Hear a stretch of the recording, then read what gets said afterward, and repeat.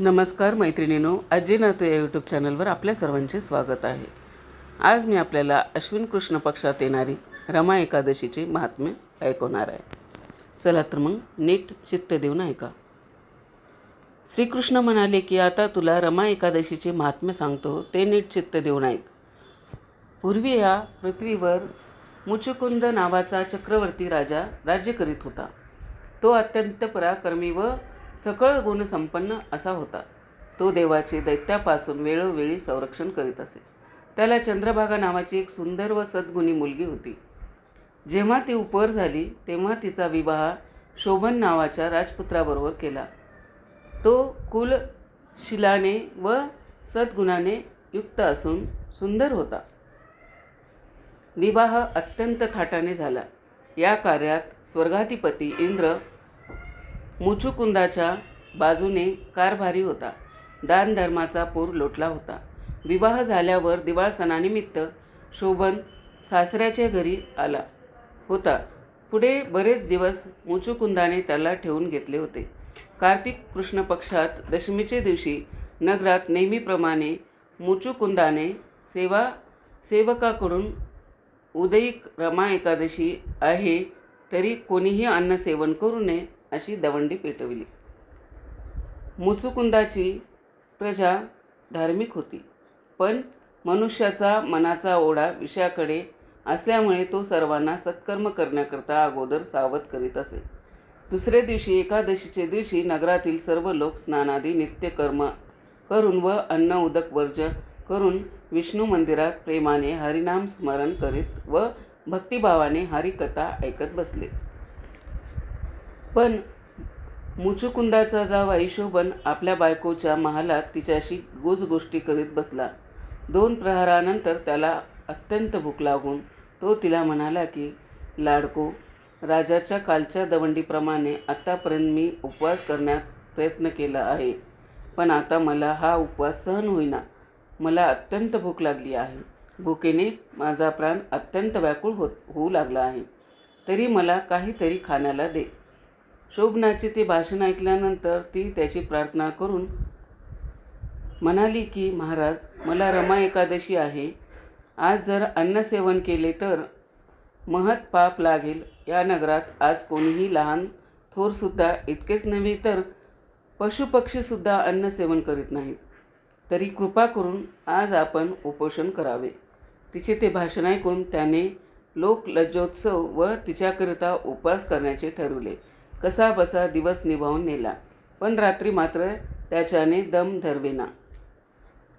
त्याचा जीव कासावीस होऊ लागला व अखेर द्वादशीचे दिवशी सूर्योदयी त्याचा प्राण निघून गेला. शोभनची प्राणज्योत त्याच्या देहातून निघून गेल्यावर चंद्रभागा त्याच्या प्रेताजवळ बसून अत्यंत शोक करू लागली. क्षणार्धात ही दुःखदायक बातमी सर्व लोकांना समजली. तेव्हा ते सर्व लोक तेथे जमले. प्रत्येकाच्या नेत्रातून दुःखाश्रू वाहू लागले. चेहरे उदास झाले. त्यातून चंद्रभागेचा विलोप ऐकून सर्वांची अंतकरणे विदीर्ण झाली.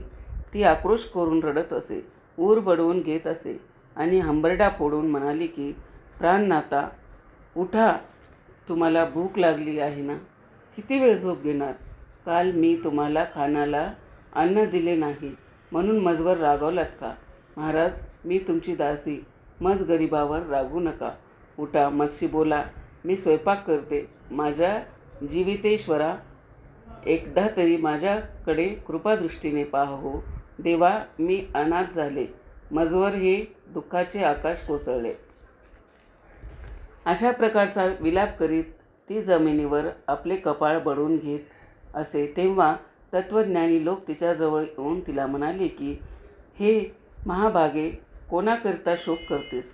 शोभनच्या देहातील आत्माबद्दल शोक करीत असशील तर तो अविनाशी, निरुपाधिक आहे, आणि या शोभनच्या देहाबद्दल शोक करत असशील तर हा मुळातच नश्वर आहे.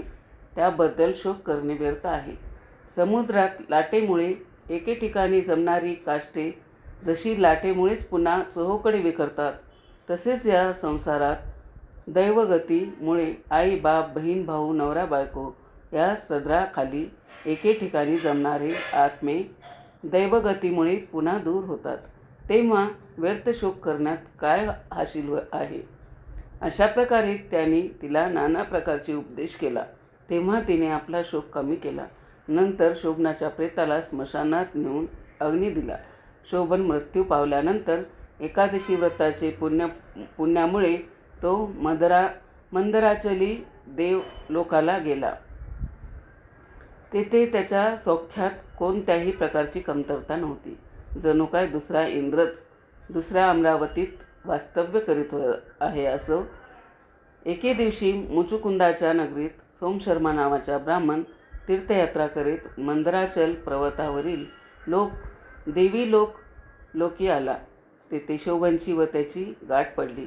तेव्हा शोभनने त्याला आपले आप्त इष्टांचे व पत्नीचे कुशल विचारले. तेव्हा त्या ब्राह्मणाने सर्वांचे कुशल सांगितले आणि वर त्याला तुला हे ऐश्वर कोणत्या उपायाने मिळाले आहे विचारले. ब्राह्मणाचा तो प्रश्न ऐकून शोभन म्हणाला की महाराज, रमा एकादशी व्रताच्या पुण्याचे हे फळ आहे, परंतु हे ऐश्वर चिरकाळ टिकणारे नाही, कारण माझ्या हातून या व्रताचे आचरण विधियुक्त झाले नाही.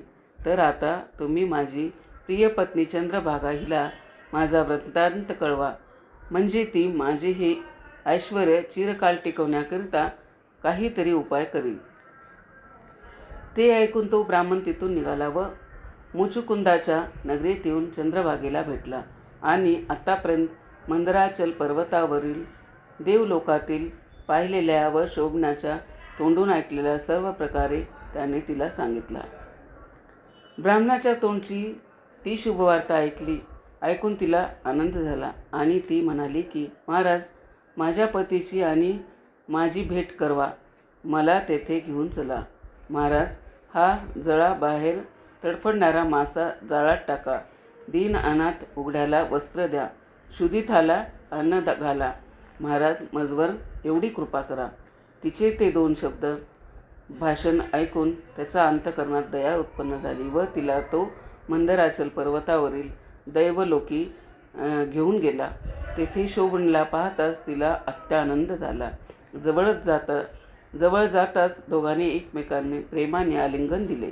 तेव्हा देवानी पुष्पवृष्टी केली. आनंदभरात बराच वेळ दोघांना बोलवेना, पण अखेर ते म्हणाले की महाराज, घाबरू नका. मजजवळ एकादशी व्रताचा पुण्याचा साठा पुष्कळ आहे. त्या पुण्याच्या जोरावर आपण हे ऐश्वर असंच अखंड उपभोगू. श्रीकृष्ण म्हणाले की हे धर्मराजा, जे कोणी हे रमा एकादशीचे व्रत करतील व महात्म्य ऐकतील ते पापातून मुक्त होऊन पुण्यवान होतील व अंती सद्गतीला जातील. अश्विन कृष्ण पक्षातील एकादशीला रमा एकादशी असे म्हणतात. कसा वाटला माझा व्हिडिओ जर आवडला तर व्हिडिओला लाईक, शेअर आणि सबस्क्राईब करायला विसरू नका. माझा व्हिडिओ शेवटपर्यंत ऐकलात त्याबद्दल आपल्या सर्वांचे खूप खूप आभार.